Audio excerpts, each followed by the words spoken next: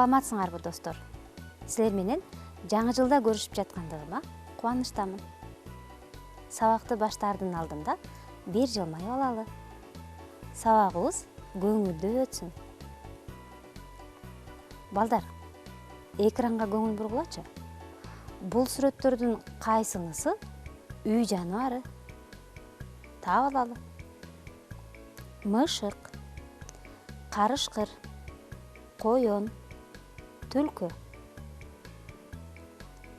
Азаматсыңар балдар. Үй жаныбары мышык. Келгиле анда мышык жөнүндө уругабыз. Мышык, мышык, кылганың кызык. Жеп бүтүп этти, анан жууйсуң бетти. Балдар, биз мышык жөнүндө ырда уктук. Эми мени менен чогуу мышык деп айтып көргүлөчү. Мышык, мышык. Эң жакшы. Мышык деген сөздү айтканда кайсы тыбышты биринчи уктуңар? Азаматсыңар. М тыбышын уктуңар. Демек, бүгүн биз силер менен М тыбышы жана М тамгасы менен таанышабыз. Балдар, келгиле алгач М тамгаларга эмнелер окшош экенин издеп көрөбүз. Анан тамгалар менен салыштыра коебуз. М тамгага сынган орундук окшош. Ал дагы эки тоого окшош. Анан силер ойногон селкинчектерге окшош экен. Эми ушул тамгалардын кайсынысы сүрөттөгүлөргө окшош? Карап көргүлөчү. Балким К болуп жүрбөсүн. Болуп жүрбөсүн. Ооба, алар окшобойт. Силер кандай ойлойсуңар? Кайсыл тамга? Туура ойлондуңар. Мына М тамгага окшош экен. Бул мектеп. Демек, бул жерде балдар мектеп деген сөз жазылуу экен. Балдар, биз тыбышты угабыз, айтабыз. Ал эми тамганы көрөбүз, жазабыз, окуйбуз дегенбиз. Келгиле анда М тыбышын тамга менен белгилеп көрөлү. Бул М тамгасынын басма түрү. Ал эми бул жазма түрү. Келгиле М тыбышын мени менен чогуу кайталап айткыла. М, М, М. М тыбышын айтып жатканда астыңкы эрин үстүңкү эринге тийишкенде иштен чыккан үн тоскоолдукка учурап жумшак айтылат. Анда ал жумшак үнсүз тыбыш. Эми балдар, мээлей деген сөзгө тыбыштык талдоо жүргүзүп көрөлү. Мээлей. Айтабыз. Мээлей. Кайсыл тыбыштарды уктуңар? Кана кайталайбыз. М, Л,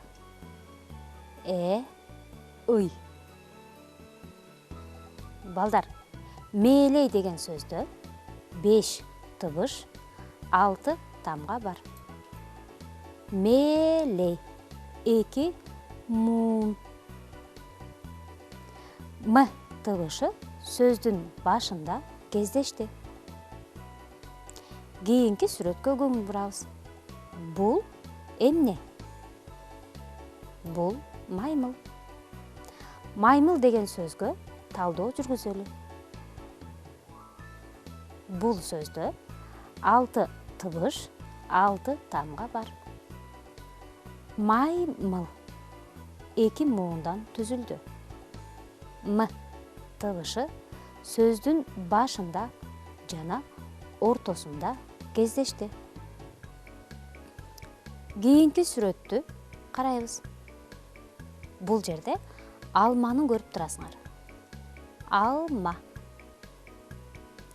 Алма деген сөздө 4 тыбыш, 4 тамга бар.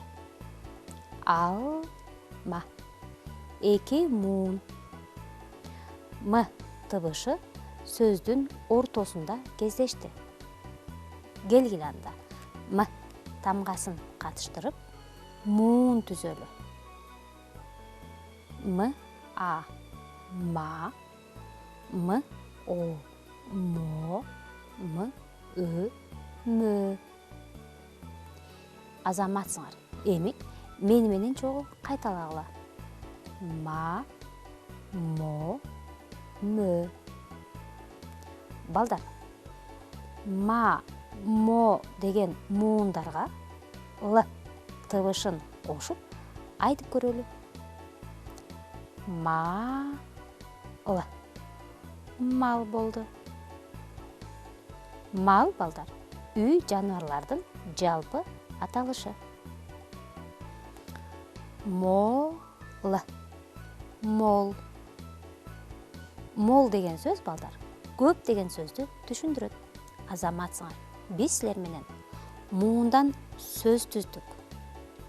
Кайталайбыз. Муундан сөз түздүк. Демек, муундан сөз түзүлөт. Келгиле анда мал деген сөзгө сүйлөм түзүп көрөлү. Атам мал бакты. Сүйлөм 3 сөздөн түзүлдү. Эми мол деген сөзгө сүйлөм түзөбүз. Түшүм мол болду. Сүйлөм 3 сөздөн түзүлдү. Балдар, сүйлөм сөздөн түзүлөт. Кайталайбыз. Сүйлөм сөздөн түзүлөт. Келгиле, ойноп алалы. Оюндун аты улантып айт деп аталат. Азыр мен силерге муунду чыгарам. Силер сүрөттөрдү карап, улантып айтасыңар. Маймыл. Машина. Лена. Малак. Азаматсыңар. Ма деген муундун жардамы менен сөздөрдү курадык. Эми мө. Экранды карап, муундарга карата сүрөттөрдү айткыла. Көлмө. Бөлмө. Азаматсыңар, биз муундардын жардамы менен сөз курадык.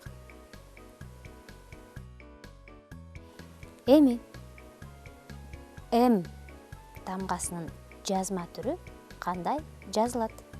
Элементине көңүл бурабыз. Биз жазып жатканда дайыма жумушчу сызыкты пайдаланып жазабыз. Бул жумушчу сызыктын жогорку сызыгы, а бул төмөнкү сызыгы. Эми калемди туура кармап, төмөнкү сызыктан же кызыл чекиттен жогору карай үзбөй жазабыз.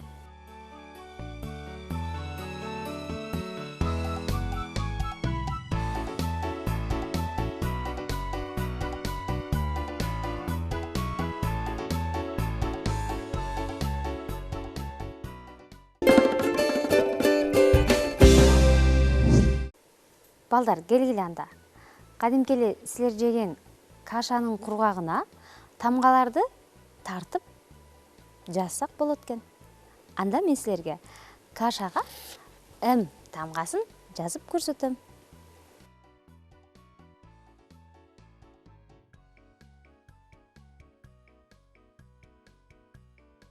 Мынакей балдар, мен кашага М тамгасынын басма түрүн жаздым.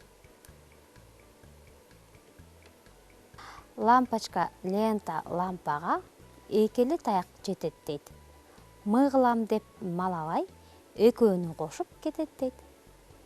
Азаматсыңар балдар, биз бүгүн М тыбышы жана М тамгасы менен таныштык. М тыбышы сөздүн башында, ортосунда, аягында кездешерин билдик. М тамгасын катыштырып муун түздүк жана окудук. Муундардан сөз түздүк. М тамгасынын жазуу элементин көрдүк.